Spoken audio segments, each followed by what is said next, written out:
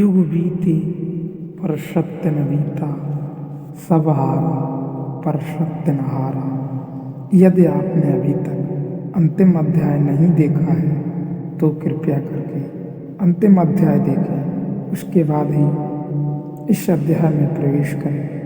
मेरे पास लोग आते हैं, वे कहते हैं हम साधु संत सीधे आदमी हैं, बड़ा अन्याय हो रहा है, दुनिया में बेईमान मजा लूट रहे हैं, चोर बदमाश मजा लूट रहे हैं। मैं उनसे कहता हूँ कि तुम्हें यह ख्याल ही उठता है कि वे मजा लूट रहे हैं। यह बात बताती है कि तुम साधु भी नहीं हो, संत भी नहीं, सरल भी नहीं। तुम हो तो उन्हीं जैसे लोग, सिर्फ तुम्हारी हिम्मत कमज़ोर है। चाहते तो तुम भी हो कि उन्हीं जैसा मज़ा हो, लेकिन उस मज़े के लिए जो कीमत चुकानी पड़ती है वह चुकाने में तुम डरते हो। तो तुम भी चोर हो, लेकिन चोरी करने के लिए हिम्मत चाहिए। वह हिम्मत तुम्हारी खो गई है। चाहते तो तुम भी हो कि बेईमानी करके धन का अंबार लगा लें, लेकिन बेईमानी करने में कहीं फंस न जाए, पकड़े न जाए, इसलिए तुम रुके हो। अगर तुम्हें पक्का आश्वासन दे दिया जाए कि कोई तुम्हें पकड़ेगा नहीं, कोई तुम्हें पकड़ने वाला नहीं है, कोई पकड़ने का डर नहीं है, तुम तत्क्षण चोर हो जाओगे। धार्मिक व्यक्ति तो दया खाता है उन पर जो बेईमानी कर रहे हैं, क्योंकि वह कहता है वे बेचारे कैसे परम आनंद से वंचित हो रहे हैं। जो हमें मिल रहा है वह उन्हें नहीं मिल रहा है। धार्मिक व्यक्ति ईर्ष्या नहीं करता, अधार्मिक व्यक्ति से दया खाता है। मन ही मन में रोता है कि इन बेचारों का सिर्फ चांदी सोने की ठोकरें ही जुटाने में शर्त हो जाएगा। ये मिट्टी के रेत के घर बना कर समाप्त हो जाएंगी। जहाँ अमृत का अनुभव हो सकता था, वहाँ ये व्यर्थ में ही भटक जाएंगे। उसे दया आती है, ईर्ष्या का तो सवाल ही नहीं, क्योंकि उसके पास कुछ विराट तरह और उसी विराट के कारण उसके जीवन में एक अनुशासन होता है। उस अनुशासन के ऊपर कोई अनुशासन नहीं है। धार्मिक व्यक्ति विद्रोही है, लेकिन अनुशासनहीन नहीं है। उसका अनुशासन आत्मिक है, आंतरिक है, आत्मा अनुशासन है उसका अनुशासन। और तुम जिसको राजकता कहते हो, जिसको तुम व्यवस्था कहते हो, इस व्यवस्था ने नहीं दिया। इस व्यवस्था ने दिया क्या है? युद्ध दिए, हिंसा दी, पाप दिए, घृणा दी, वह मनुष्य दिया है और कुछ भी नहीं। एक धरती जली है घनों के लिए, प्यार पैदा हुआ है तड़पनों के लिए। मित्र मांगे अगर प्राण तो गम भी नहीं, प्राण हमने दिए दुश्मनों के लिए। पापियों ने तो हमको बचाया सदा, पाप हमने किए सज्जनों के लिए। प्रश्न जब भी मिली सब मुखौटे लगा, उम्र हमको मिली उलझनों के लिए। भीड़ सपनों की हमने उगाई सदा, बंजरों के नगर निर्जनों के लिए। किन लुटेरों की दुनिया में हम आ गए, हाथ कटते यहाँ कंगनों के लिए। जिंदगी में इतना निचोड़ा है, इतना हमें बेच डाला नफन दर्शनों के लिए। बेच डाले नैन दर्शनों के लिए।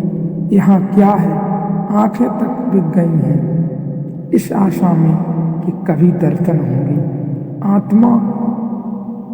आत्मा कब गई है, आत्मा इस आशा में कि कभी परमात्मा मिलेगा। यहाँ पाया क्या है, यहाँ व्यवस्था है क्या, इससे ज़्यादा और अव्यवस्था क्या होगी।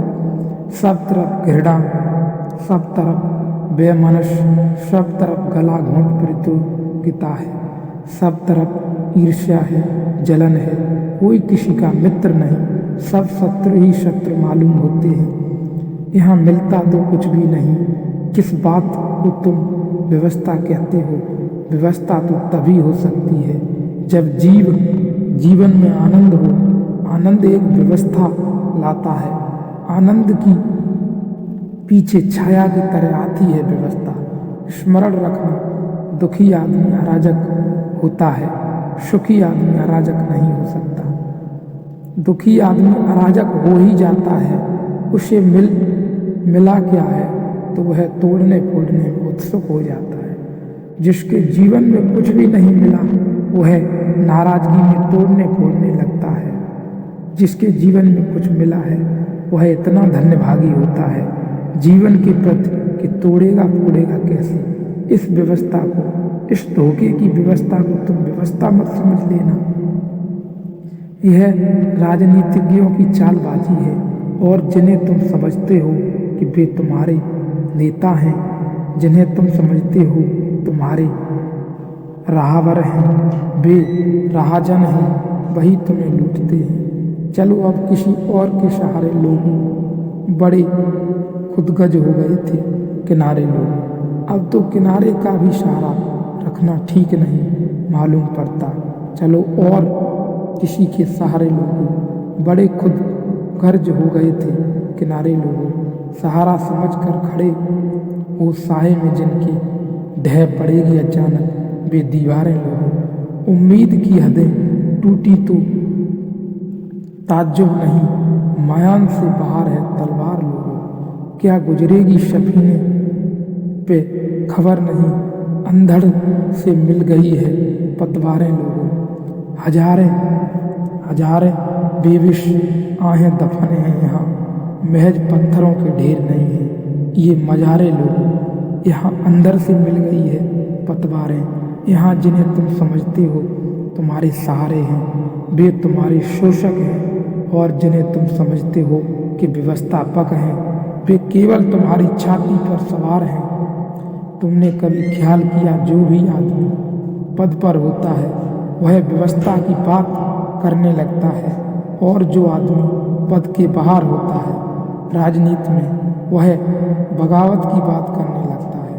पद के बाहर होते ही में बगावत की बात, तब सब गलत है, सब बदला जाना चाहिए। और पद पर होते ही व्यवस्था की बात, सब ठीक है, यही चलता है। बदलाहट खतरनाक है, अनुशासन पर्व की जरूरत है। यह सारी दुनिया में सदा से ऐसा होता रहा है। राजनीतिज्ञ को सिर्फ पद का मोह है, न व्यवस्था से मतलब है न अव्यवस्था से। हाँ, जब वह व्यवस्था का मालिक नहीं होता, जब खुद के हाथ में ताकत नहीं होती, तब वह कहता है गलत है, सब गलत है, तब क्रांति की जरूरत है। और जैसे ही वह पद पर आता है फिर क्रांति की बिल्कुल जरूरत नहीं, क्योंकि क्रांति का काम पूरा हो गया। वह काम इतना था, उसको पद पर लाना,